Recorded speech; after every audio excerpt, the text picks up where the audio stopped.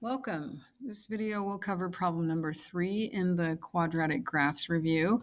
This time we have the vertex form. It's called that because we can easily read the vertex. Remember what we need to do to find the direction of opening. This is the A value. A is -3, so it is going to open downward. This is x minus h. The h is right there. Remember, we need to look and see what makes it equal to 0. So to find my vertex or my axis of symmetry, I look at what makes that equal to 0. Add a 2 to both sides, we get x equals 2.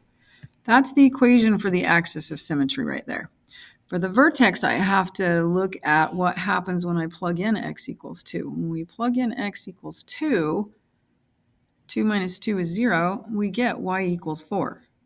Remember, this is the k value. The vertex is hk.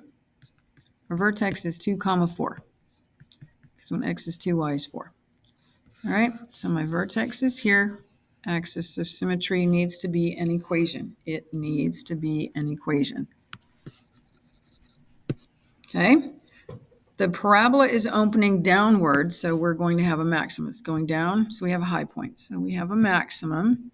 And then we're going to figure out where this graph is increasing and decreasing. So I'm going to do the graph first, and then we'll identify all that. So my vertex is at 2, 4, right there. I'm going to find a couple other points on the graph. So in order to do that, I'm going to erase this piece. I'm going to build a little quick table of values. So when x and y, my vertex is at 2, 4. When I'm finding points, I don't want to move too far from that vertex. So I'm going to go up to x equals 3.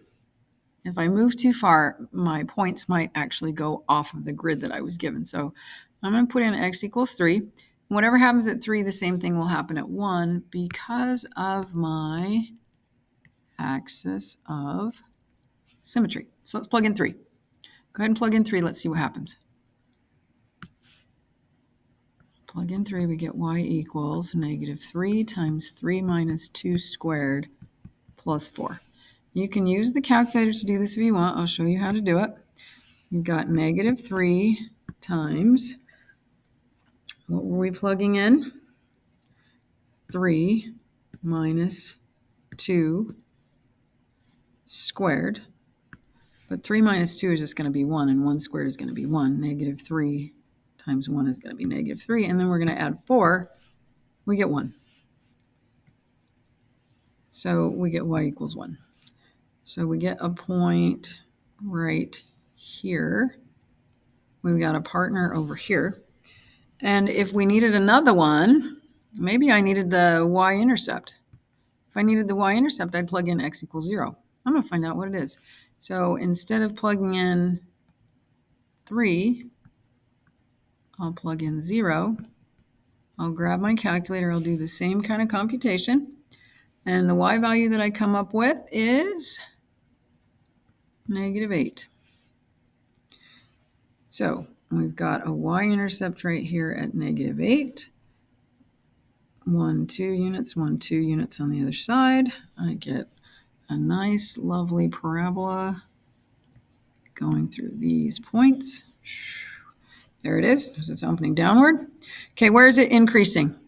Increasing is going up. So on this side right here, if I follow it left to right, it is going up. So it is increasing. If you want to put a little label on that, this is increasing. Maybe you can't read that yellow, but it's increasing on that side. And on the other side of the vertex, it's going to be decreasing, going down. So increasing from, whoops, I need to change color so we can see that, from -infinity to x equals 2, because the switch happens at the vertex, decreasing from 2 to infinity. And finally, 3 points on the graph. Let me move that up out of the way. Actually, I'll just take it off. 3 points on the graph. We've got our vertex,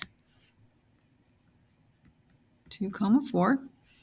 We could put on our point 1, 1, and our point 3 comma 1. Or we could use our y-intercept, and that is problem number 3.